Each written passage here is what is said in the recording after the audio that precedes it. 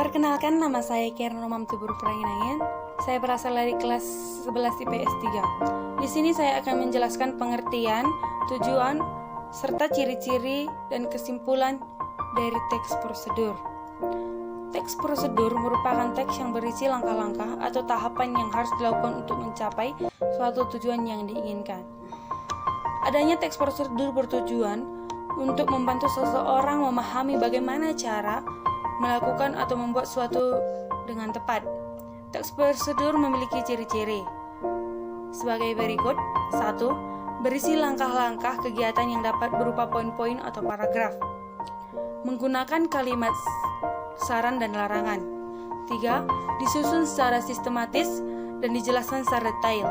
4. Berisi informasi yang bersifat objektif. 5. Terdapat bilangan urutan atau angka yang menunjukkan urutan atau langkah-langkah.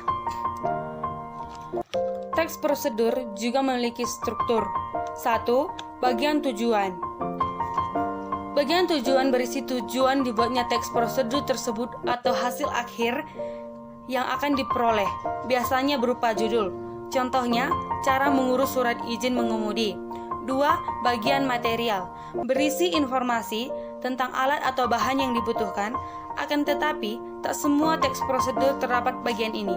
Biasanya bagian material hanya ada di resep masakan atau cara membuat sesuatu.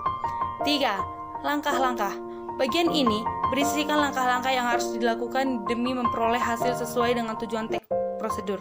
Tahapan ini harus dilakukan secara runut dan tidak boleh ada tahapan yang terlewat atau tertukar.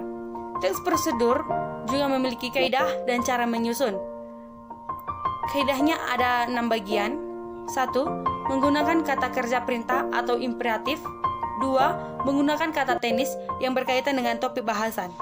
3. Menggunakan kata penghubung atau konjungsi temporal. 4. Menggunakan kalimat persuasif. 5. Menggunakan gambaran terperinci tentang benda alat yang dipakai. 6. Verba, material, dan tingkah laku. Cara menyusun teks prosedur ada beberapa bagian. 1. Judul. Di judul kita dapat menggunakan 2 poin. 1. Dapat berupa nama benda atau sesuatu yang hendak dibuat dan dilakukan. 2. Dapat berupa cara melakukan atau menggunakan sesuatu. 2. Pengantar yang menyatakan tujuan penulisan. Dapat berupa pernyataan yang menyatakan tujuan penulisan. Dapat berupa paragraf atau pengantar yang menyatakan tujuan penulisan. 3. Bahan atau alat untuk melaksanakan suatu prosedur.